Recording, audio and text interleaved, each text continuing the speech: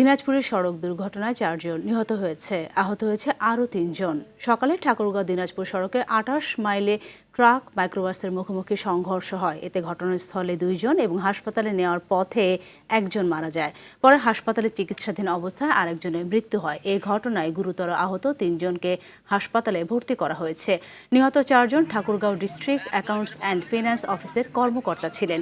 এদিকে রোববার দিবাগত রাতে ঢাকা মাওয়া এক্সপ্রেসওয়েতে মাওয়ামুখী লেনে অজ্ঞাত গাড়ির পেছনে দ্রুতগতি ট্রাকের ধাক্কায় ট্রাকের চালক ও হেলপার গাড়ির ভেতরে আটকা পড়লে শ্রীনগর ফায়ার সার্ভিসের টিম তাদের উদ্ধার করে উপজেলা স্বাস্থ্য কমপ্লেক্সে পাঠান। অন্যদিকে রোববার দিবাগত রাতে আশুলিয়ায় থেমে থাকা যাত্রীবাহী একটি বাসে অগ্নিকাণ্ডের ঘটনা ঘটেছে। খবর পেয়ে ফায়ার সার্ভিসের একটি ইউনিট আগুন নিয়ন্ত্রণে আনে। বাসটির বেশিরভাগ পুড়ে গেলেও কোনো হতাহতের ঘটনা ঘটেনি।